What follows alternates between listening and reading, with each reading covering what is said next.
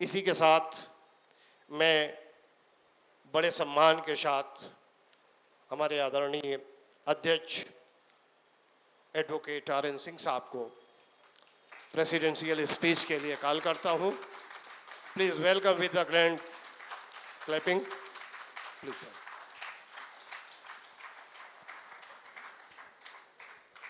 Good afternoon to all of you. मैं सबसे पहला एक सेमिनार बॉम्बे में अटेंड किया था जब परमिंदर पांडे जी वहाँ एक फंक्शन किए थे, तो उन्होंने मुझे बताया था कि हमारी रिकॉग्निशन की बहुत प्रॉब्लम है, तो थोड़ी आपकी मदद चाहिए। तो मैं एक्चुअली डॉक्टर BK सिंह के पास एक दवा लिया था, उससे काफ़ी मुझे फ़र्क हुआ था। तो मैं उसी संदर्भ में डॉक्टर BK सिंह जी ने मुझे कहा कि आप ज़रा बॉम्बे आ सकते हैं, तो मैं चला गया था। तो उसी समय मैंने कहा था कि भाई अगर ये दवा गरीब लोगों को कम पैसे में अगर राहत दिला सकती है और प्लांट ओरिएंटेड दवा है, नो केमिकल, तो डेफिनेटली मुझे कुछ करना चाहिए। तो मैं उसी समय से IHRC से मैं जुड़ गया और सबसे पहली बार जब सबमिट हुआ IHRC के तरफ से डॉक्यूमेंट, तो मैंने पहले से बता रखा था सब जितने भी डॉक्टर्स थे कि भैया मुझे चाहिए, अगर आप चाहते हो रिकॉग्निशन तो मुझे चाहिए आपका एविडेंस। एविडेंस मीन्स प्रमाण, आपके पर रिजल्ट, आपके दवा का प्रमाण, आपके जो इलाज किया आपने उसका प्रमाण, और वो राइटिंग में चाहिए, तब जाकर के कोई फ़ायदा है। अदरवाइज आपका मतलब कोई फॉर्मा कॉपियाँ तो हमको ज़्यादा नहीं आती थी, इसलिए मैं उसके बारे में कुछ बोल नहीं सकता कि whether it is same to same और इट इज डिफरेंट। कुछ डिफरेंसिया होता है, सिमिलरिटी जो भी होता है वो तिवारी साहब समझते हैं या सिन्हा साहब समझते हैं या आप लोग समझते हैं, बट बेसिक थिंग जो लीगल सिस्टम में चाहिए, अगर कल को नहीं रिकॉग्नाइज करते हैं तो मुझे क्या चाहिए जिससे कि रिकॉग्निशन में आपको 100% दिला सकता हूं, तो वो मुझे चाहिए था एविडेंस। एविडेंस के लिए तब मैंने डॉक्टर कुलदीप सिंह साहब जिंदा थे तब उन्होंने कम से कम मेरे को लगता है कि 200 सर्टिफिकेट्स दिए थे लोगों के, मतलब उसमें कि मैं इनसे ये इलाज कराया और मुझे इलाज हो गया, और नंबर, मोबाइल नंबर और ये, और नीचे एक पर्ची लगाई थी हमने कि क्या क्या दवा दी गई जिससे वो ठीक हुआ। तो एविडेंस जब हमने वहाँ पे जब कलेक्ट किया तो सबसे बड़ा वॉल्यूम, 4 वॉल्यूम ना सर, 4 वॉल्यूम कम से कम 400 पेज का, 1600 पेज का हमने रिप्रेजेंटेशन दिया। रिप्रेजेंटेशन में थ्योरेटिकल चीज कम था, एविडेंस ज्यादा था। जब तकलीफ कहाँ पड़ी कि दरेक पूरे इंडिया में बहुत सारे ऑर्गेनाइजेशन हैं, तो अलग अलग लोग अपने अपने कुछ अलग अलग थ्योरी दिए, कुछ अलग चीज किए, और जब मीटिंग हुई तो कुछ लोग होम्योपैथी की तरफ बढ़ गए।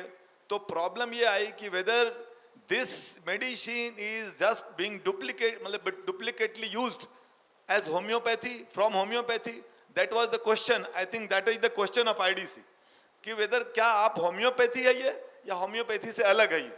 तो वो पहले क्लेरिफिकेशन को बार बार IDC ने पूछा है कि भाई whether it is you are copying homeopathy, because there are certain people who are still using mother tincture and using for the purpose of giving name S1, S2, S3 like that.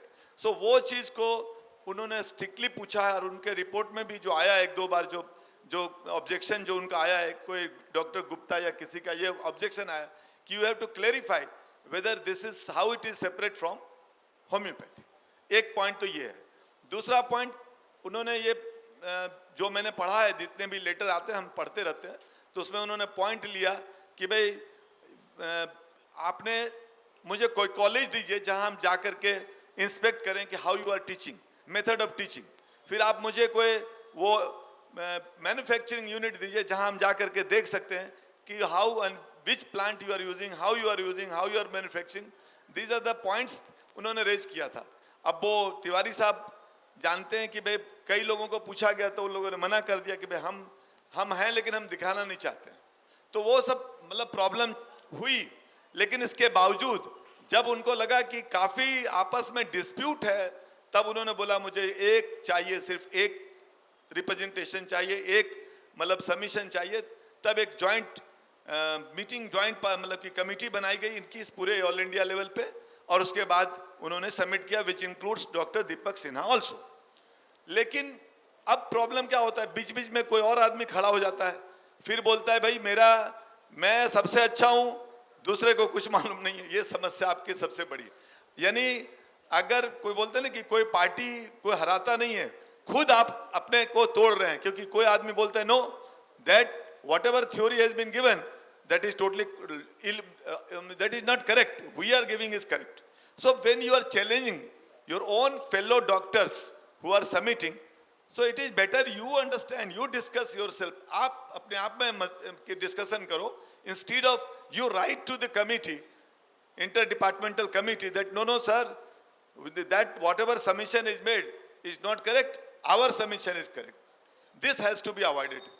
Then recognition में अभी फिर से कोई meeting होने वाली है, after election होगी, तो उसके बाद हम तो ये रिक्वेस्ट करेंगे, दीपक सिन्हा साहब बैठे, वो भी काफ़ी नॉलेज वाले हैं, तिवारी साहब हैं, हमारे मौर्य साहब हैं, और भी सब सीनियर लोग हैं, तो मैं उनसे यही रिक्वेस्ट करूंगा कि आप जितना ज़्यादा सब एविडेंस कलेक्ट करो, एविडेंस के रूप में ये लोग चाहें तो एक फॉर्मेट बना सकते हैं कि आप कैसे आप पेशेंट को करते हैं ट्रीटमेंट, और उसका एविडेंस बनाइए। एक चीज मैं आज और ऐड करना चाहता हूं जो अभी तक मैंने नहीं कहा था, अब एक सिग्नेचर अभियान चाहिए।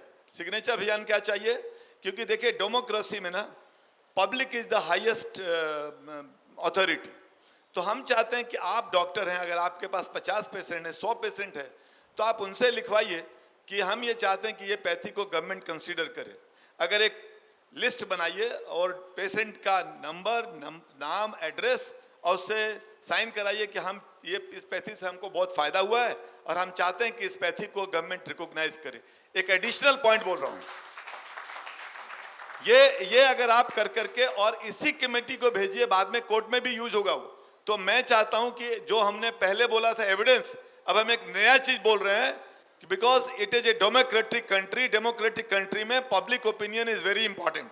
तो आई वांट कि अगर आप सब डॉक्टर कोऑपरेट करेंगे, आप अपना बना करके रखे रहिए, जब जरूरत पड़ेगा, हो सकता है कि डिपार्टमेंट इंटर डिपार्टमेंट कमेटी को नहीं दे, लेकिन हम हो सकता है कोर्ट में हम यूज करेंगे इसको। So I want you make list of document, क्योंकि आजकल क्या हो गया, पेपर रिक्वायर्ड नहीं है जमा करने का, we can give through pen drive, तो वो हम सब स्कैन करके पेन ड्राइव से दे सकते हैं। तो ये नहीं कि बल्कि डॉक्यूमेंट की बात नहीं आएगी, filing can be done even without giving documents, only it should be correct, original document का उसमें बनना चाहिए। तो हम चाहते हैं कि आप जितने लोग हैं जो भी ट्रीटमेंट करें, अब उनसे एक अभियान करें शुरू। अगर मैं कहीं आपको लग रहा है कि जेन्युइन पॉइंट है सर, तो ये आप शुरू करेंगे, तो मेरा दावा है कि 2 साल के अंदर में आप लोग कम से कम 50 लाख से 1 करोड़ आदमी का तो साइन हो जाएगा, ऐसा मेरा मानना है। और अगर 1 करोड़ का साइन हो गया, तो ये आरएन सिंह का वादा है आपको कि मैं आपको सुप्रीम कोर्ट से रिकॉग्निशन दिला दूंगा। क्योंकि सर सभी को पूरे इस गवर्नमेंट, इस पूरे कंट्री में एक ही चीज चाहिए कि कितने लोग इनके फेवर में आ चुके हैं। Public, not doctor signature is not needed, we want patient signature and those who have been treated by doctor, उनका नाम और उनका जो है। एक दूसरा चीज एक और है कि आप लोग इंटर जो क्रॉस पैथी करते हैं, उससे मैं बहुत दुखी हो जाता हूं। अभी कई बार ऐसे एक मद्रास में एक प्रॉब्लम आया था। मद्रास में क्या प्रॉब्लम आया सर, वो क्रॉस पैथी की नहीं है, लेकिन क्या आया कि आप क्लिनिकल एस्टेब्लिशमेंट एक्ट के अनुसार से अगर आपका क्लिनिक रजिस्टर्ड नहीं है तो आप प्रैक्टिस नहीं कर सकते। वहां पे उन्होंने लगाया था, तो वहां पे हमारे IHRC के जो हैं उन्होंने हमको बताया, तो मैं बोला मैं आता हूं।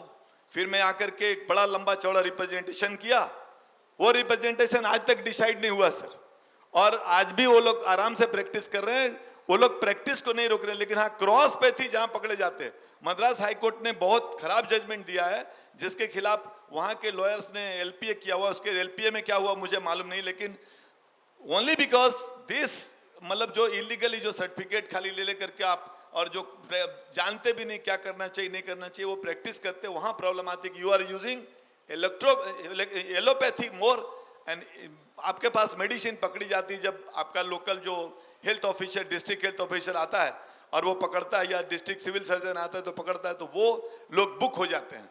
तो मेरी आप लोगों से अनुरोध है कि आप अगर चाहते हैं, या तो आप मत करिए, या करते हैं तो जैसे भी है इसी में मरना और जीना सीख लीजिए कि एक इलेक्ट्रोपैथी मेडिसिन में ही आगे बढ़िए। दिस इज माय रिक्वेस्ट, क्योंकि जो लोग अभी तक किए जा रहे हैं उनको मालूम नहीं किसी दिन उनका बुरा समय आ सकता है। अच्छा, मुझे एक और चीज बताने में आपको सहर्ष खुशी होती है कि कितने सारे छोटे छोटे जजमेंट है जो एक ministry of health government of India का एक 2010 का है ना, 2010 का लेटर को कोट कर करके, और उन्होंने बोल दिया कि there is no ban on electropathy, कि बैन नहीं है। अच्छा, जो डिग्री लिखते हैं, जो डिग्री देते हैं जो भी इंस्टीट्यूशन, उनको मेरी एक सजेशन है, आप अपने डिग्री में नीचे छोटा सा भी लिख डालो, लेकिन लिख डालो कि this degree is not given by A given for employment purpose in government agency, it is only for the purpose of knowledge in electropathy। अगर ये आप लिख देते हैं ना, कभी आपको कोई अरेस्ट नहीं करेगा, कोई चैलेंज नहीं करेगा, कोई प्रॉब्लम नहीं आएगी। लेकिन लोग क्या होते हैं कि किए जा रहे हैं, कभी भी आप, अभी एक गुजरात का एक केस बताता हूँ। कोई एक डॉक्टर साहब ने किसी को डिग्री दी, वो डॉक्टर साहब प्रैक्टिस कर रहे थे, उनके यहाँ रेड हो गया, कोई मर गया, कोई पेशेंट मर गया, तो उनके यहाँ रेड हुई। रेड होने के बाद उनको बोला आप कहाँ से डिग्री लिए, तो वो एक वहाँ के लोकल डॉक्टर ने उनको बेचा था, तो वो बताया कि उनसे लिया, तो उनको पकड़ा, उनको अरेस्ट किया, तो पूछा आप कहाँ से डिग्री लाए, तो बोले हम तो आगरा से लाए हैं। कोई जैसे नहीं चलाते आप लो, ये अपना बोर्ड चलाते, तो आगरा के बोर्ड से, तो आगरा के बोर्ड वो लोग गए, आगरा के बोर्ड वाले ने उनको बोला कि भाई हमारे पास तो ये डिग्री हमने दिया नहीं, इन्होंने बना दिया। ऐसा कर करके उन्होंने पैसे देके बच गए। बट वो दोनों डॉक्टर 6 महीना अंदर रहे थे। कितने महीने? 6 month. So I am requesting, please give the degree, but at least थोड़ा तो पढ़ा दो यार, थोड़ा तो पढ़ा दो। क्योंकि वो बोलता है मैं 30,000 में डिग्री खरीदा, और वो साहब ने 30,000 में बेचा। कोई कॉलेज तो गए नहीं, कुछ हुआ नहीं, तो कम से कम इतना तो करो कि एक कॉलेज चलाते हो, डिग्री बेचते हो, तो कम से कम उनको कुछ तो पढ़ा दो। कल को कहीं भी वो आपको डिग्री, कैसा मैं बोल रहा हूँ, you are not university, you can't give degree, but at least you run the college. क्योंकि आप प्राइवेट डिग्री दे रहे हो दो, लेकिन at least run the college. And I am very happy with one of the boy today I was talking, उतना बढ़िया college चला रहा है। कौन बच्चा है? नहीं, हाँ, this boy is running A college with full-fledged classes. So suppose if you run the college like this, then there is no problem, because that will be less challengeable. Okay, private degree है, but bottom में आप इतना लिख दो, it is a private degree not given by recognized board or recognized university, so that you have no problem. क्योंकि आप क्या दे रहे हो कि you are giving knowledge, तो जरा ये सावधान हो जाओ, you cannot give a degree, because the power of giving degree is all those colleges, university which is having affiliation with university grant commission. So वो आपको मालूम होना चाहिए। तो आप दो, लेकिन नीचे एक राइडर लगा दो, तो कभी आपको लीगल प्रॉब्लम में नहीं फंसोगे। आपको कोई पकड़ भी ले, तो हमारे पास तो हमने पढ़ा के उनको इस प्रोस्पेक्टस में भी लिख दो और डिग्री में भी लिख दो, कभी कोई प्रॉब्लम नहीं आएगी। लेकिन अगर आप ये सब नहीं लिखते हैं तो you are cheating the people, let me tell you very clearly. So don't do that. Sorry, clapping नहीं होता है, लेकिन I am telling you legally. So please follow it. Secondly, कि मैं कभी भी कोई भी प्रॉब्लम हो जाए, अगर आपका खाली होम्योपैथी की, इलेक्ट्रोहोम्योपैथी की दवा से आप प्रॉब्लम में आए हो, तो मैं पूरे किसी इंडिया में किसी भी पार्ट में आपको बचाने के लिए, डिफेंड करने के लिए मैं तैयार हूं। इलेक्ट्रोपैथी दवा से, किससे? Not allopathic. एक ही बात। एक बार एक प्रॉब्लम आया था मध्य प्रदेश में, डॉक्टर पांडे को मालूम है वहां पे क्या problem I. They were not running the college, और उन्होंने डिग्री दी, और वो कंप्लेंट हो गया किसी के द्वारा, तो हाई कोर्ट में मैटर गई। फाइनली पांडे जी कितने का फाइन लगाया? कितने का फाइन लगा है? एक कॉलेज पे 5 लाख का फाइन है, सील्ड है, सब कुछ हो गया। तो मतलब आप समझ सकते हैं कि what is going to happen. So please be aware of. और लास्ट में मैं इतना ही बोलूंगा, जो ईमानदारी से इसमें प्रैक्टिस करेगा उनका फ्यूचर ब्राइट है। वो 100% डॉक्टर बनने वाले हैं, और रिकॉग्निशन मिलने ही वाला है, चाहे डिपार्टमेंट दे या कोर्ट देगी, लेकिन आपको रिकॉग्निशन मिलने वाला है। और अगर आप 50 लाख से 1 करोड़ सिग्नेचर ले आएंगे तो बाकी गारंटी मेरी है। Thank you. प्लीज।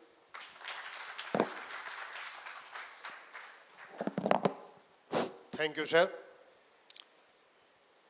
प्रेसिडेंशियल भाषण, प्रेसिडेंशियल स्पीच के बाद नियमतः सभा विसर्जित होती है।